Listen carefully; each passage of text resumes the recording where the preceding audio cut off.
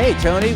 What's up, Kevin? This is the intro to Episode 7. Number 7, Roadies, the second time around. We had so much in that episode. And we even have more. So if you want to join our Patreon, you can spend hours listening to more it just gets better. Actually, too, you're going to love it. So, Tony, it was interesting because all of a sudden you're asking people, or not even asking, they've now been cast on this show. And, how was it, like, all of a sudden you throw another loop? We'd always be throwing loops at people. So, Kenny's now on TV. Yeah, but that didn't pull them from their job, right? They still had to do their job. Yes, they had to do their job. And that was a gray area sometimes, but they had to do their jobs. I thought, you know what? I mean, sure, why not? Let's do this. I've had enough time under my belt back then, that I felt very confident about, doing this. And it was, I got to tell you, it was super fun. I mean, I had a lot of fun, and I think a lot of the other guys did too, like Danny and the setup crew and Sully, and it was a good time, actually. Did you remember watching the show yourself? I mean, after it was out, and did you get a different perspective of how these people who you worked with were portrayed? Did you see them in a different light? Well, I was keeping an eye on them too, because when you're cast in a show, or there's camera people around and everything, it's you still have your job to do. Right. So I was constantly kind of in the background, kind of watching. I was also in and out of the show at different times. But, we still had a show to get up. And, it was funny because, Dave Weier, who we talk about from Fuse, became a dear friend. Sure. And he would travel on my tour bus on other projects like Taste of Chaos, which he reminded me of a funny story that we did when, we had this whole thing with Jared Leto and not being liked to be in the program. And me and him sitting in a tour bus, tearing the pages out of a program one time. Thousands of pages, because there was this whole uproar. We sorted it out, of course. Me and Jared talked about it, and we got it all worked out. But, Dave had a perspective on Kenny that was kind of funny. I remember seeing Kenny, in the years prior, because I know he was a long time employee of yours, and he kind of scared me up until that point in time. And it wasn't until I was introduced to him as the, television executive of Warped Roadies that he actually became less scary and less threatening, because he ran a tight ship on his stages, and don't step aside because you might get pushed around a little bit. Yeah. So it was, up to that point, Dave was like the TV guy, would come out every once in a while. And like a lot of people, they all want to be on stage to watch a band. So you have to stand at the bottom of the ramp when the band was getting ready to play. Kenny knew how many people could come up and watch the band on stage. And, Dave's very, very nice guy, very, very respectful and everything. And, not knowing Kenny, I think he was left off to the side of the stage many times, So he'd have to be off to the side. So he met Kenny, got to go up on stage. But it was, it was also like, feeling about, being on the show and everything, it was kind of Sully had a different take of how he ended up on the show. I think you and Lisa Brown, they came to me one morning when I was doing my thing, and it was at the beginning of the tour. It might have been actually in the big meeting when we got there, and you just sold me on get your message out the way you take care of security people and or crowds at the Warped Tour. So I thought you guys were crazy, but I said, sure, put my mug on TV. Why not? And he handled security mostly? Yeah, he was my security person by that point. Sully has gone on now. He runs Billie Eilish's security, Post Malone security. He does amazing things. But, to that point, he really wasn't known as a security. But all of a sudden, and I think he took a little bit of a hard time from some of his friends that he's all of a sudden on TV talking about security.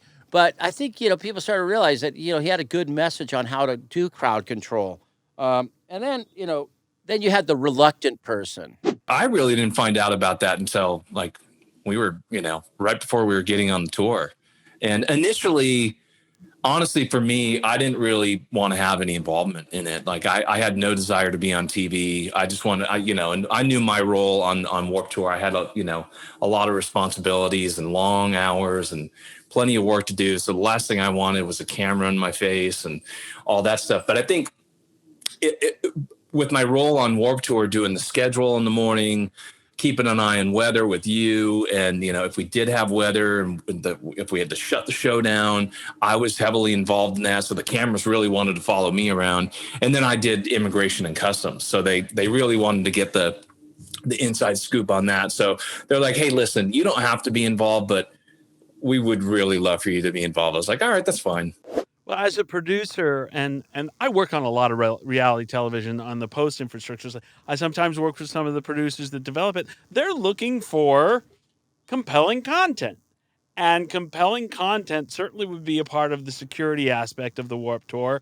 And this segment that he was saying, it's interesting, he wasn't very interested in being involved. But why would you say that they wanted him involved? What about his position at Warp made it interesting for them to film that? He was like an informational traffic cop. A lot of information passed through his desk.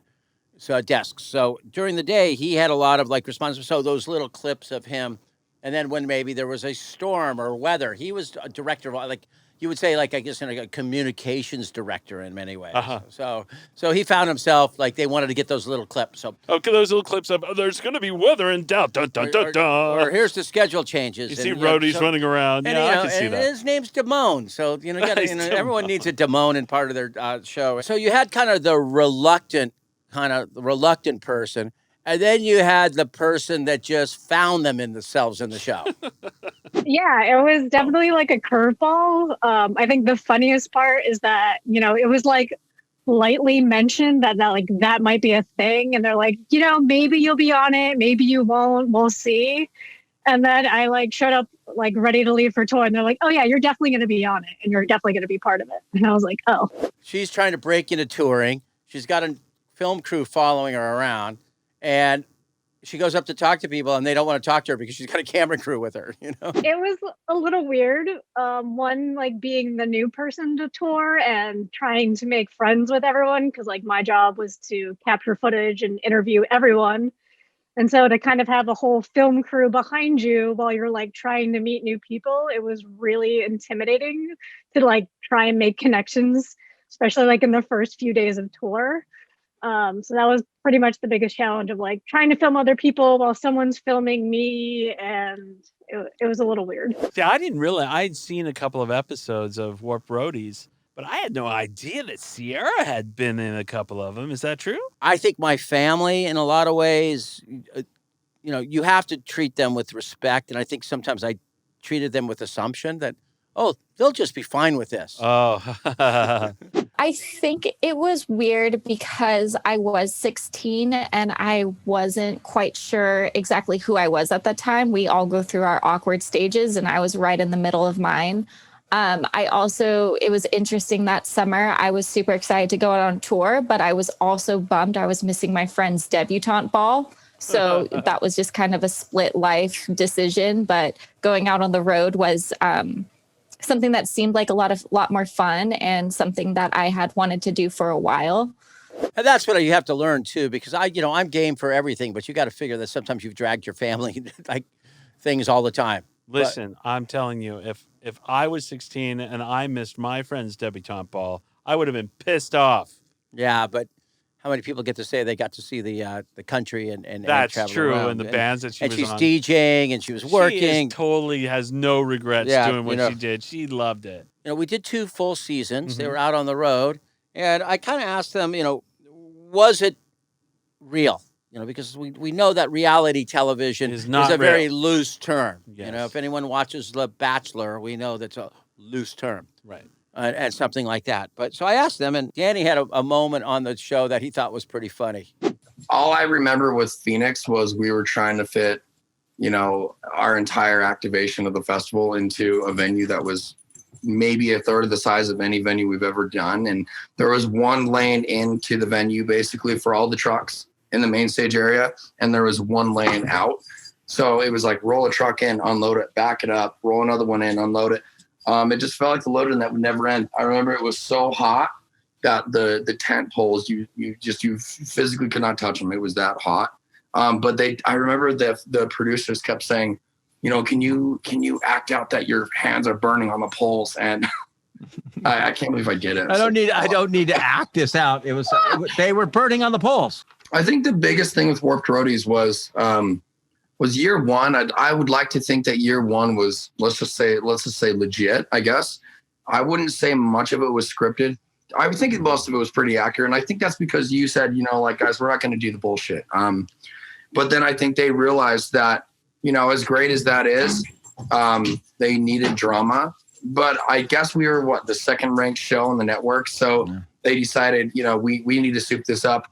But I think they had a real problem because they realized that we were all friends and nobody was going to ever hate each other like, you know, the Kardashians or something. So we ended up, you know, season 2. I remember about a month before the tour, I was already doing, you know, scenarios with them and potentially, you know, scripted concepts at certain venues and whatnot. But yeah, I would say season 2 was about 75% bullshit. So See, that sucks. well, you know, poor little Amy, never been on the road, and they started early with Amy. They sent a cameraman to help me pack after I like literally just moved to New York, and they're like, let's do some packing footage. I'm like, great, my whole apartment's a mess, but sure. We did a few from different angles. You know, my cameraman Dylan, he was like very thorough on like what to get. So he was like, we should try this, we should try that. There were a few different takes of, you know, making sure we had enough like B-roll for my packing scene. I hear about this all the time on productions that our team is working on. And yeah, they re-ask them to redo scenes. It is not real. But that second dynamic, which is different, I think, in a lot of shows, is that you had a show. They had to keep going, man, no matter what. I can imagine being in the throes of trying to set up this show in challenging environments everywhere, and then producers come and say, could you do that again? Oh yeah, so we ended up. It was interesting. This show especially. It was you know, the L.A. Dodgers had their training facility, Camelback Park. Mm-hmm. It had just opened, one of the most pristine, beautiful sites, and they somehow I talked them into like doing the Warped Tour there. And people don't know that it was like a hard day, but it was really fun. It was cool too. I like those challenges. But towards the end of the day, someone calls me and goes, hey, can you come over here, Kevin? I go, oh, what happened? They go, it looks like one of your buses is leaking diesel fuel. And it leaked diesel fuel all over the players' parking lot. Oh, no. So I ended up paying for a new parking lot that day. Oh, Jesus. So it was just, they were nice people, but it was just painful. But I think almost the best retake ever. You got to hear about this one. We were I think we were there in Milwaukee, and we were throwing out a pretty mean guy, you know, prison, skinhead, racist guy, wanted to beat up everybody. I think he beat up half the setup crew by the time we got there. And man, it took me and my guys and probably 4 supervisors and a couple cops to throw this guy out. Drug him all the way to the front gates. And, you know, we don't arrest people at the Warped Tour. We try to give him a chance. We finally let him go. And after he gets done yelling and screaming at us and all that, some guy with a clipboard comes up to me and asks if we can do it all over again. If we can do another shot on it. And I was I think at that point on Warped Tour, we were all pretty tired in the middle of those long runs, and I was pretty done. Fuck you. Yeah. Hey, man. But it's almost like, you know how they say, like, in life, like, how to diffuse a situation? So you've got this total aggro guy. Can you imagine walking up to him and say, hey, man, totally cool. Can we reshoot that? So at what point did your crew seem to start to realize that they really were on a show? Did they have to see it first, or what made him realize? Well, no, they didn't really see the show yet. But many people, of course, went right from Warp to other tours. Right. And every tour goes through New York City. Right. So many of them, like when they first hit New York, and Fuse was based in New York, and I think they were making a statement, they spent a lot of time on advertising, a lot of ways they advertised this. And Amy was pretty interesting, how, you know, Amy, like, realized she's on a TV show. Especially being like a new New Yorker coming back from the road and then your face is literally everywhere was bizarre. I had friends and family members and random people who I knew from high school and growing up who just happened to be in the city, and they would text me being like, I think your face is like in the back of this cab, or like someone would be like, yeah, in Times Square, and they're like, I think I see your face on a billboard. Like, what is happening? Because I didn't really tell anyone what I was doing. So that was really surprising. But I think the biggest one was I was out in Long Island for a show out in the Paramount, and there's this guy running AV, and he's like, you look familiar. And I'm like, this is weird because like I don't really go out to Long Island, never seen this person before. And then he's like, oh yeah, like you're that Warped Tour girl. And I was like, what? He goes, yeah, your promo plays before every Knicks game on like the Jumbotron at Madison Square Garden. That's cool. So they had billboards and it was Madison Square Garden's owned Fuse. So between the Knicks games and the Rangers games, they would play a promo. There was on taxi cabs, not every, but lots of taxi cabs, they ran a promo. They had it, when I remember, and of course I'm never. Were you on a billboard, or was it just the young, beautiful people? I'm never that smart. There was the big 40 or 60 foot sign in front of Madison Square Garden. Yeah. That had the Warped Roadies on it. And I should have got it for me and my daughter, Yeah. But of course I'm like, I'm not that good at saving stuff. But those taxi cabs were pretty ironic. And, Kenny remembers that moment. It was a trip. Taxi cabs would be going by, and there I am on the top of this taxi cab. That's cool. I was like, what's going on? And then it was shortly thereafter, I went out with Nitro Circus. Yeah. And Travis Pastrana we pull into, New York right there, and we're staying just kind of adjacent to the Madison Square Garden. They're doing a big show. We're doing a big show there. And all you see is like my face and some other people's faces on the Madison Square, the big screen. And I'm in the hotel waiting for my room, and he comes in and he looks at me and he goes, "Really?" So I kind of asked some of them about, like, were you ever recognized on the street? It's Warped Tour as a culture.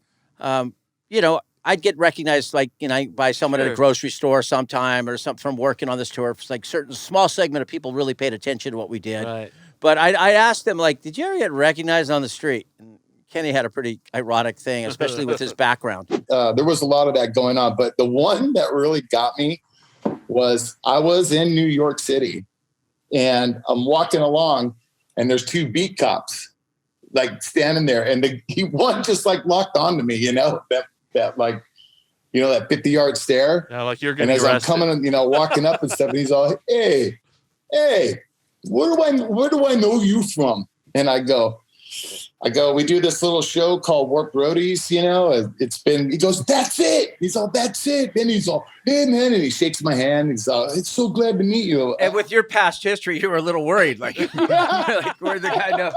Whoa, wait, did something not get sorted out back in history? Right? The people who took it as a fun thing had those moments, Right. It's kind of fun. I'm going to ask a weird question, but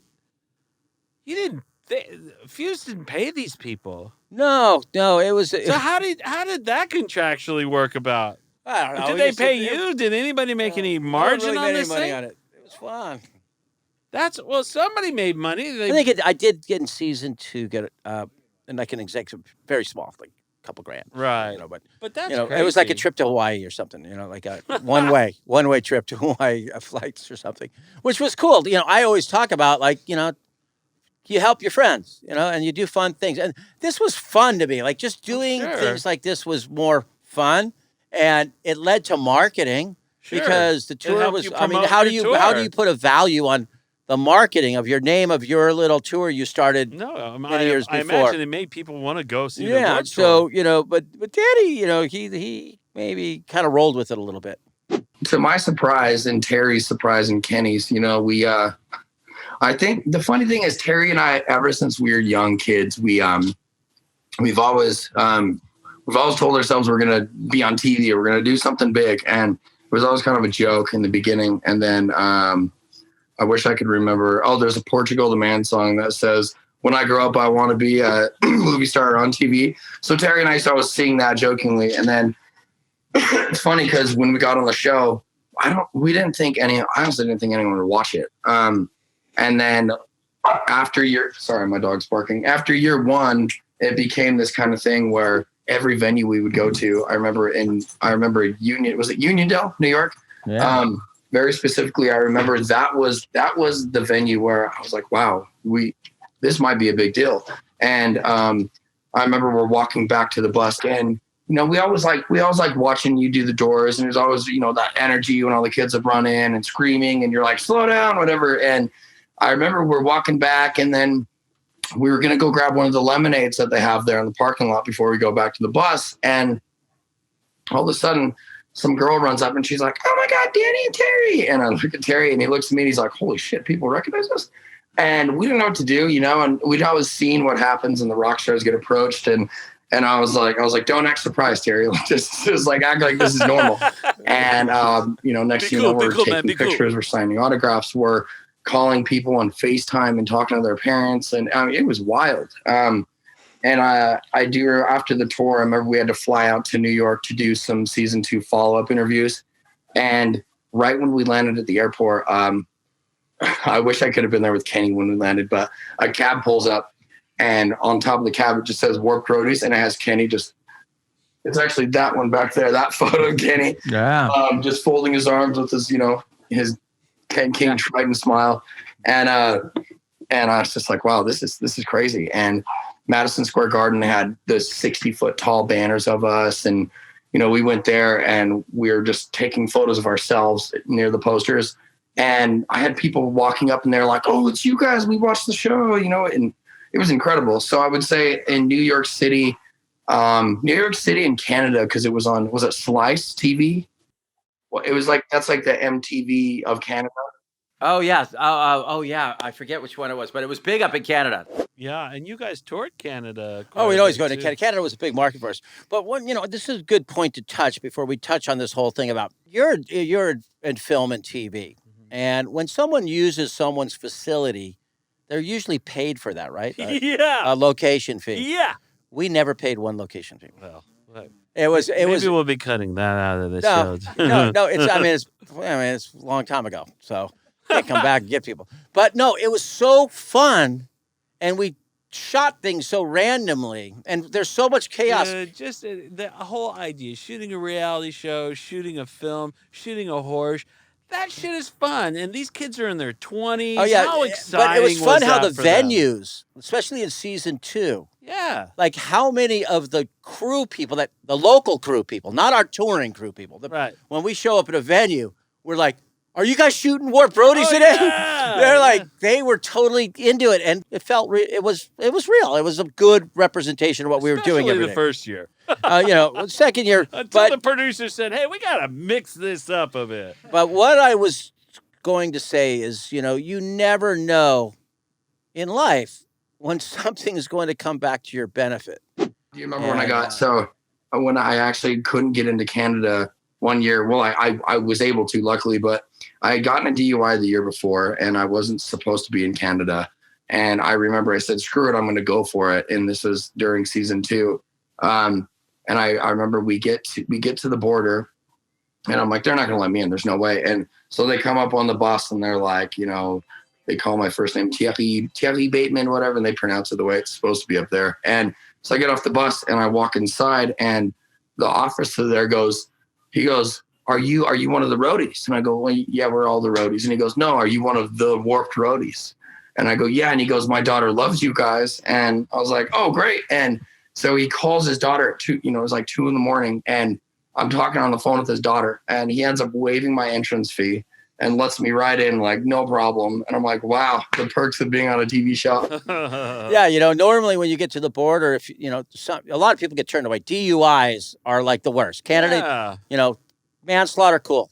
Things like that, cool. Probably shouldn't. Sometimes they could rehabilitate you at the border, like on the spot. They'll be like, pay a $300 fee. Right, we're going to give you a 48 hours. You can go into Canada thing. Sure. So Danny got it. Danny got, he did get paid. He got a free pass, and he got paid for that day of the work, because if he didn't get in, he wouldn't get paid for that day. So he did get paid something Yeah. for being on the TV show. You never know when it's going to come Well, I back guess around. It comes back around. You know, that so- is not to condone drinking and driving. That is to say, no, don't go get a don't DUI, get a and so you DUI. can get into canon on a reality TV show about a tour that doesn't exist anymore. So, that's one of those things. But I thought it would be important. I think a lot of people might wonder what some of these people are up to. You Yeah, know, absolutely. What are so they doing now? let's check in with what Sierra's up to. So I went, like I said, on Warped Roadies for starting when I was 16, and I did the tour all the way through 2018. I graduated from being the selling schedules vendor to the nonprofit tour manager. So from there, I was able to learn how to work with a lot of different people, learn how to set up a festival, do those sort of events. And from there, I met Terry Lee Myers, who got me involved with Six Man, who's a company who produces music festivals on cruise ships. I knew Shelly from Tada, and between college and right after college, I went to work for her as a backstage catering manager. And now during Warped Tour, and also after, I had met Sherry, who now has me with my current job at Veeps, working as an artist rep for ticketed live streams. I still have contact with so many people from Warped Tour who I talk to regularly. The people who you don't talk to regularly, it's really cool because when they're coming through your town or your city, I was living in New Orleans for a bit and Atlanta, you'd hit them up, they'd hit you up.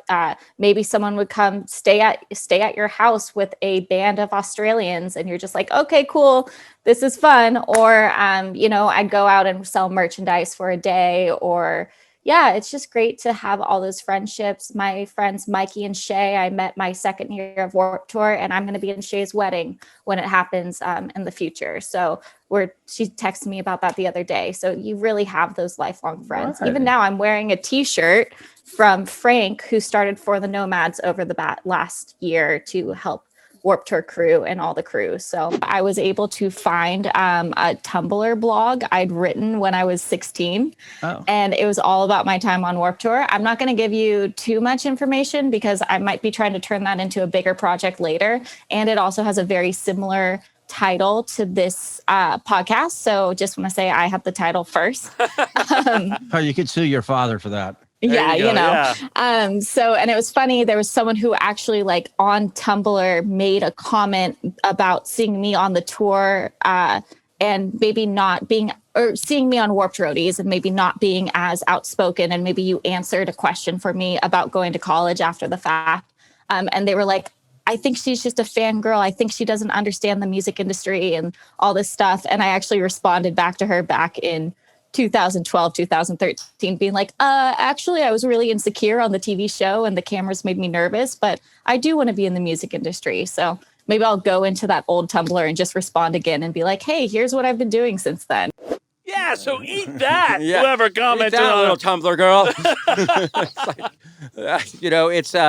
It is interesting. And then, I always ask them, do you keep in touch with people, post Warped Tour? Is this, how you're doing? Just as you would in any industry. I mean, relationships are super important. I think it's just super special that Warped Tour, it seems like people get really bonded, and they just know each other for a long time. So we had to check in with the reluctant cast member, Damon. Yeah, keep in touch with, a good amount of people, Sully, see him every now and again, we live in the same city, and stay in touch with everyone, here and there. A lot of it's, on social media, but, going back to the wedding that Andrea and I are going to be having this year, we really hope Terry and Danny will be able to make it. Danny, again, because he put us together. If it wasn't for him, Absolutely, we wouldn't be having this wedding. So it'd be great to have him there. And we've talked to Terry about possibly officiating. That's cool.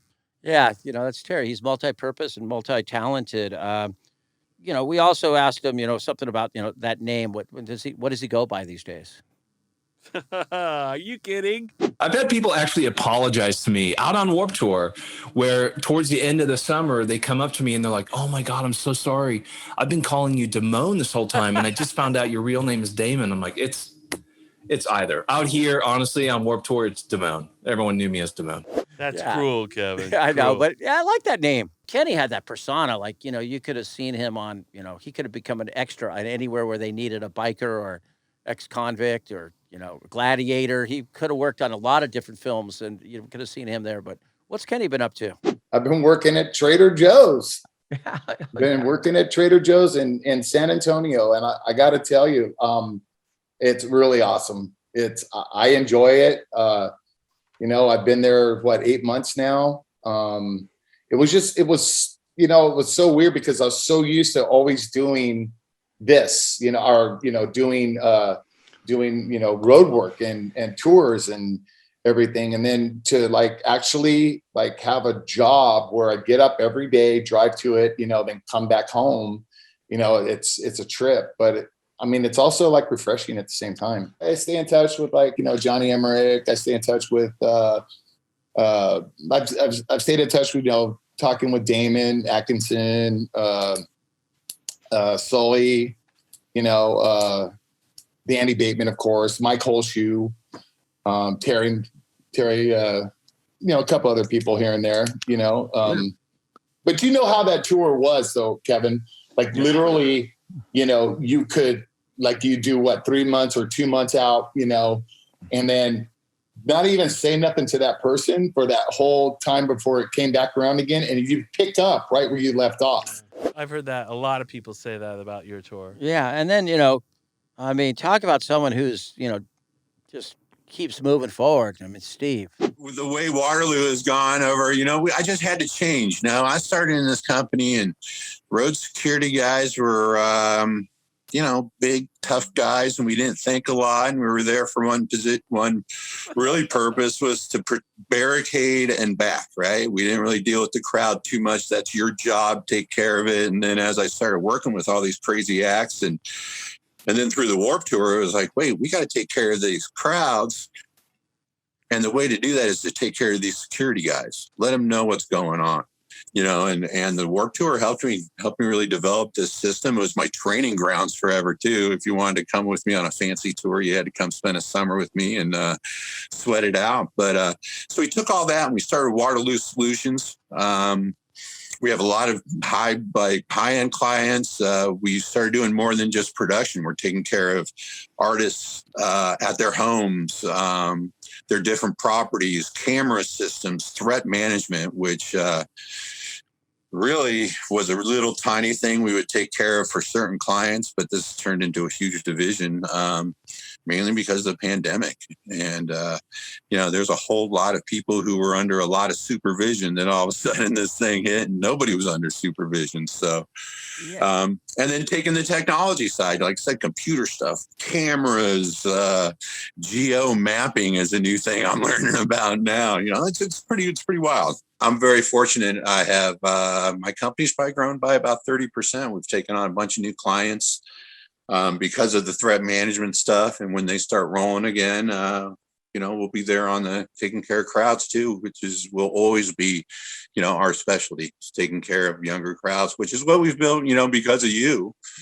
My career, Justin Bieber, Lady Gaga at the beginning, now Billie Eilish. It's what I do is take care of young teenagers. And all week I've been just giggling to myself about, man, all the crazy stories, and people always want to know about what rock star did what, and I'm like, man, those are not even secondary. It's the family that was the Warped Tour. That goofy little show was the first year I thought was pretty amazing. Second year got a little goofy, but I still had fun with it because hell, we were out there on the Warped Tour, and we're training. Not only was I training my guys, I was training security staffs that I see all year long. So I come back and it's everybody was always happy to see the Waterloo crew roll in, and I think Warped Tour had a huge part of that. That's what kind of the evolution of people. That's really what's really cool. You start out doing something.